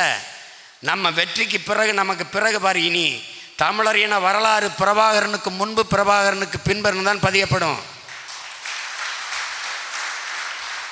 ஆனால் திராவிடன் நினைக்கிறான் எங்கும் கருணாநிதி எதிலும் கருணாநிதி என்று நிர்வாகி, கருணாநிதிக்கு பின்னு கருணாநிதிக்கு முன் என்று நிறுவனம் நினைக்கிறான்.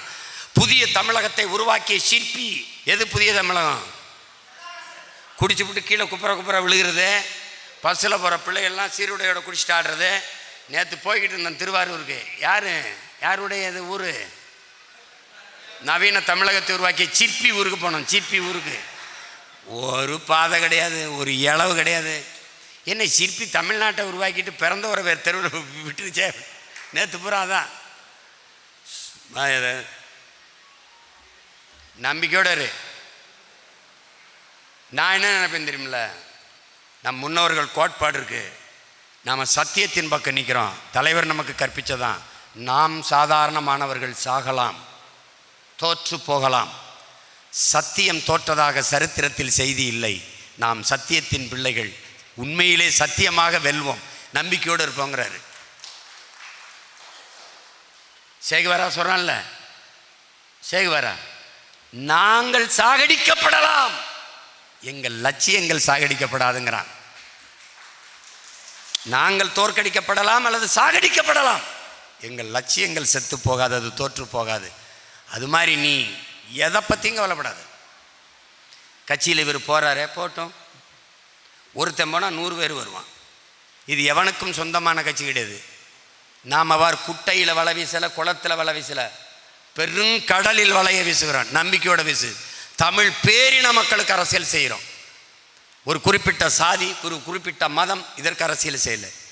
நாம் எல்லோருக்கும் அரசியல் செய்கிறோம். ஒரு தம்பி சொன்னான், இந்த ஆடு மாடு கொக்கு குருவி சிட்டு இதுக்கெல்லாம் ஓட்டு இருந்தா உலகத்தில் எங்கள் அண்ணனை ஜெயிக்க எவனும் இல்லை, எல்லாம் அது எங்கள் அண்ணனுக்கு தான் ஓட்டு போடும்னு. அது மாதிரி நாம் மானுடர்களுக்கு அல்ல என் உடன் பிறந்தவர்களே, உலக உயிர்களுக்கு அரசியல் செய்கிறோம். அந்த உயர்ந்த எண்ணம் திமிர் உங்களுக்கு இருக்கணும்.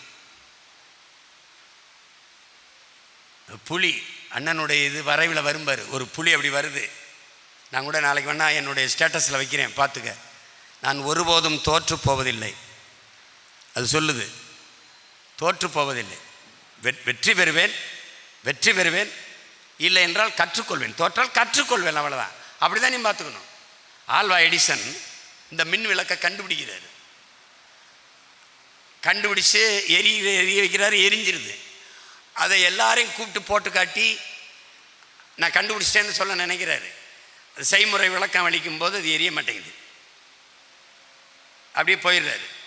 ஊடகவியலாளர்கள் முன்னாடி இருந்தவங்களும் எதுவும் பேச முடியல. ஏன்னா ஆல்வா எடிசன் பல முறை பல இதை கண்டுபிடிச்சிருக்கான்.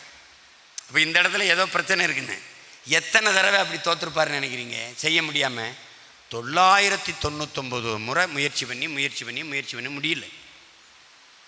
ஆனால் 1000வது முறை அவர் செய்முறை விளக்கம் செஞ்சு காட்டும்போது எரிஞ்சிருது. எல்லாம் எந்திரிச்சு கைதட்டிடுறாங்க. அவர் அப்படியே பார்க்குறாரு. அவர் காது வேற கேட்காது, அது தெரியுமில்ல. ஏன் காது கேட்காதுன்னு தெரியுமா? செய்தித்தாளை ட்ரெயினில் வந்து செய்தித்தாள் போட்டு அதில் வர காசை வச்சு தான் அவர் சாப்பிடுவார். இப்போ அப்போ இந்த டிடிஆர் என்ன பண்ணிடுறாரு, டிக்கெட் எடுக்காமல் ஏறிட்டாருன்ட்டு செவில் சேர்த்து அரைஞ்சிடுற. அப்படி காதை சேர்த்து ஓங்கி அரைஞ்சவொடனே அன்னையிலேருந்து காது கேட்காம போயிடுது. ஒவ்வொரு நாளும் செபத்திலையும் ஜெபிக்கும்போது, இறைவனிடத்தும் பிரார்த்தனை செய்யும் வழிபடும்போது மண்டிட்டு, இறைவா உனக்கு நன்றி, ஒரு டிடிஆர் அனுப்பி என் காதில் அடித்து என் காதை செவிடாக்கியதுக்கு நன்றி. ஏனென்ற அந்த கேடுகட்ட உலகத்தின் இந்த கேடுகட்ட சத்தங்களை என் காதில் விழவிடாமல் என் கவனத்தை படைப்பிலேயே செலுத்துகிற மாதிரி பண்ணிட்ட, உனக்கு நன்றி. இது எதுக்கு சொல்கிறேன்? நீ ஆல்வா எடிசன் மாதிரி இரு. அவன் எழுதிட்டான், இவன் பேசிட்டான், அவன் கிள்ளிட்டான், இவன் நோண்டிட்டான், சொரிஞ்சிட்டான், எதை பற்றியும் கொல்லப்படாது. அவர்கள் வேலை உன்னை விமர்சிப்பது. அவர்களுக்கு உன்னை விமர்சிக்க வேண்டிய தேவை இருக்குது. உனக்கு அவங்கள விமர்சிக்க வேண்டிய தேவை இருக்கா? உனக்கு பதில் சொல்ல வேண்டிய தேவை இருக்கா? இலக்கை தீர்மானித்து விட்ட பிறகு அதை நோக்கி தான் போகணும். இடையில நின்று இது பண்ணுற தொந்தரவு பண்ணுறவனுக்குலாம் நீங்கள் பதில் சொல்லிட்டு கூடாது. ஆல்வா எடிசன் மாதிரி ஒரே இதில் கான்சன்ட்ரேட் பண்ணணும். 1000வது முறை மின் விளக்கு எரிஞ்சிருச்சு. எல்லாரும் கைதிட்டு மிஸ்டர் எடிசன் இந்த 999 முறை நீங்கள் தோற்று போனீங்களே, உங்கள் மனநிலை எப்படி இருந்தது? தோற்று போனேன்னு நான் எப்போ சொன்னேன்?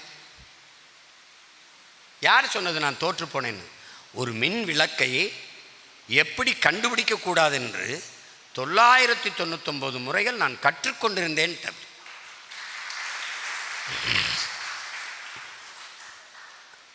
ஆபிரகாம் லிங்கன் அமெரிக்காவில் போட்டி போடாத பதவிகளே இல்லை. உங்களுக்கு தெரியும்னு நினைக்கிறேன். எல்லாத்துலேயும் உங்களுக்கு புரியுற மாதிரி சொல்கிறேன். வார்டு கவுன்சிலரு, அந்த மேயரு, எம்எல்ஏ, எம்பி, எப்படி உங்களுக்கு புரிகிற மாதிரி பல தேர்தலில் போட்டிட்டு தோத்துட்டார். சரி, என்ன பண்ணுறதுன்னு தெரியல. இது அமெரிக்கன் பிரசிடெண்ட் தேர்தலாம் போடுவோம்னு அப்படி போட்டுறாரு. அமெரிக்கன் பிரசிடெண்ட்டுக்கு ஜெயிச்சிடுறாரு. இதே மாதிரி ப்ரெஸ் பீப்புள்ஸ், அந்த பத்திரிகையாளர்கள், மிஸ்டர் ஆபிரகாம், மிஸ்டர் லிங்கன், நீங்கள் இத்தனை தேர்தல் இன்னும் தோத்தீங்களே, அப்போ இப்போ உங்கள் மனநிலை எப்படி இருக்குன்னு மக்கள் முடிவு பண்ணிட்டான்டா ஆபிரகாம் லிங்கன் அமெரிக்கன் பிரசிடென்ட்னு. நான் அது தெரியாமல் இந்த பதவிகளுக்கெல்லாம் போட்டி போட்டால் எப்படி என்னை எலெக்ட் பண்ணுவான்? அவன் முடிவு பண்ணிட்டான் ஆபிரகாம் லிங்கன் அமெரிக்கன் பிரசிடென்ட்டு நின்னே போட்டான். இதுதான் இந்த மக்கள் முடிவு பண்ணிட்டான். நாம் தமிழ்நாட்டின் முதலமைச்சர், தமிழ்நாட்டின் ஆளுகிற கட்சி நாம் தமிழர். நீ இப்படி பாரு, இந்திய நாடு, நாம் பாராளுமன்றத்திற்கான ஆட்கள் அல்ல, நாம் தமிழ் தேசிய பிள்ளைகள். இந்திய நாட்டை யார் ஆள்வது? மோடியா ராகுலான்னு சண்டை. இதுக்குள்ள நமக்கு 8 விழுக்காட்டுக்கு மேலே வாக்கு. 12 இடத்துல ஏடிஎம்கே முந்திக்கிட்டு நாம் தமிழர் கட்சிக்கு வாக்கு. அவ்வளோ பெரிய கட்சிக்கு பல இடங்களில் டிஎம்கே ஏடிஎம்கே தாண்டி வாக்குங்களில் வாக்கு. ₹1 காசு கொடுக்கல. இன்னும் தெரியாது. இந்த என் மகளை நிறுத்தினேன், இந்த இதில் பெரம்பலூரில். அப்போ கல்லூரியில் வேலை பார்த்த பிள்ளையை நிறுத்தினேன், சான்ஸை நிறுத்தினேன், வேலை செஞ்சுக்கிட்டு இருந்த பிள்ளைய நான் நிறுத்தினேன். அன்னைக்கு தான் அதுக்கே தெரியுது நம்ம வேட்பாளர்ன்ட்டு. அப்போ மக்களுக்கு எப்படி தெரியும்? அங்கே நிற்கிறவர் எம்ஆர்கே பன்னீர்செல்வம், இங்கே ஐயா நிற்க நேரு அவர்களுடைய மகன். அப்படி ஒருத்தர் கேட்டார், எவ்வளவு செலவழிச்சிங்க அப்படின்னு. 50 கோடி, 60 கோடி, 55 கோடி அப்படின்னு. நீங்கள் எவ்வளவு செலவழிச்சிங்கன்னு என்னை கேட்டார். தொகுதிக்கு 5 லட்சம்னே. 15 நிமிஷம் ஆச்சு அவர் பேச. இஸ் இட் ட்ரூ அப்படின்னாரு. It's true. 5 லட்சம் தான், ஒன்லி 5 lakhs. உங்களுடைய வட்டி காசு அது கூட இல்லை பாருங்க. 50 கோடியில் வட்டி காசு கூட இல்லை நம்ம காசு. ஓட்டுக்கு காசு கொடுத்து வெல்ல வேண்டிய நிலைமை இருக்குமானால் நாம் கட்சியை கலைச்சி விட்டு களை எடுக்க போயிடலாம், கரும்பு வெட்ட போயிடலாம். அந்த வேலையை செய்யக்கூடாது. ஒரு தூய அரசியலை கட்டி எழுப்பணும்னா மக்களுக்கு சேவை செய்ய எதுக்குடா காசு? நீ யாரை ஏமாத்த போகிற காசு கொடுத்து? உன் ஆத்தாளப்பனையா, உன் அக்கா தம்பிவா, அண்ணன் தங்கச்சிவா? வேண்டாம். நம் மீது எப்போது நம்பிக்கை வருகிறதோ அப்போது நம் மக்கள் வெல்ல வைக்கட்டும். அதுவரை காத்திருப்போம், களத்திலே இருப்போம். பயப்படாத. அடிக்கிறோம், இந்த வாட்டி கதர் அடிக்கிறோம். அண்ணனை எதிர்கொண்டு இவனால் எவனாலையும் பேசி சமாளிக்க முடியாது. நான் பேசுகிறத அவரவர் வாழ்விடம், அவரவர் வாழ்விடம். அரியலூரில் நீ எந்த கிராமம், அந்த உன் சொந்த கிராமம் நாம் தமிழர் கட்சியின் கோட்டையாக மாறணும். நீ எந்த தெருவில் வாழ்கிற அந்த தெரு நாம் தமிழர் கட்சியின் கோட்டையாக மாறணும். என் தெருவில் என் கட்சிக்கு தான் ஓட்டு என்ற நிலையை நீ உருவாக்கணும். இவ்வளவுதான், இவ்வளவுதான் நீ செய்ய வேண்டியது. நீ இருக்க உன்னை மாதிரி ஒருத்தனை சேரு, அவர்கிட்ட சொல்லு உன்னை மாதிரி இன்னொருத்தரை சேரு, அவர்கிட்ட சொல்லு உன்னை மாதிரி இன்னொருத்தனை சேரு. இந்த கட்சியை எவனாலும் இந்த படையை வெல்ல முடியாது, வீழ்த்த முடியாது. உறுதியாக களத்தில் நிற்போம், வெல்லுவோம், உலகிற்கு உறக்கச் சொல்லுவோம். புரட்சி எப்போதும் வெல்லும். நாளை நமது வெற்றி அதை சொல்லும். நம் இலக்கு ஒன்றுதான், இனத்தின் விடுதலை. இனம் ஒன்றாவோம், இலக்கை வென்றாவோம். நாம் தமிழர்.